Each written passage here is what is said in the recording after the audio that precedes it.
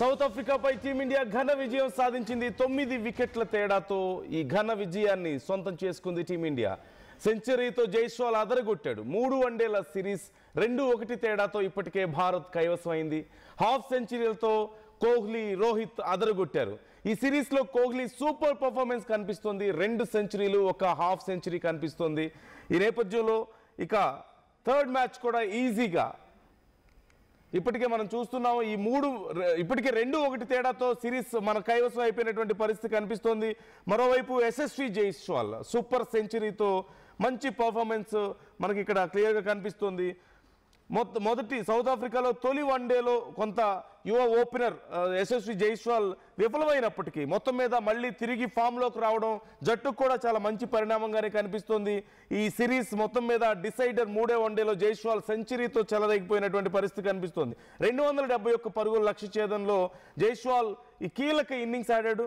తొలుత కొంచెం ఆచితూచి ఆడినప్పటికీ కూడా కొంత సెటిల్ అయిన తర్వాత ఇక విరుచుకుపడ్డటువంటి పరిస్థితి కనిపిస్తుంది.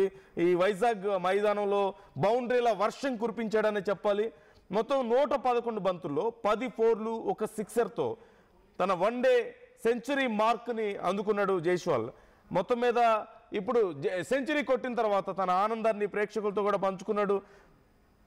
మొదటి 2 మ్యాచ్ల్లో కొంత విఫలం అవడంతో చాలామంది అభిమానులు కొంత డిసప్పాయింట్ అయినటువంటి పరిస్థితి కనిపిస్తోంది. ఇక మరోవైపు విరాట్ కోహ్లీ కూడా సూపర్ పర్ఫార్మెన్స్ కనిపిస్తోంది. సిరీస్ మొత్తం మీద మంచి పర్ఫార్మెన్స్ కనిపిస్తోంది. మొదటి 2 మ్యాచ్ల్లోనూ సెంచరీ కనిపించింది, అలాగే ఇప్పుడు హాఫ్ సెంచరీ.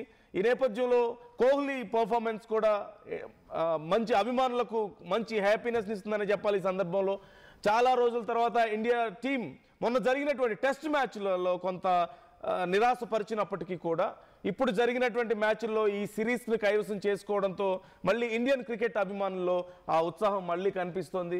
ఇలాగే కొనసాగితే ఇక ముందు జరగబోతున్నటువంటి సిరీస్ల్లోనూ మంచి పర్ఫార్మెన్స్ ఖచ్చితంగా ఇండియా తరపు నుంచి ఎక్స్పెక్ట్ చేస్తున్నారు అభిమానులు.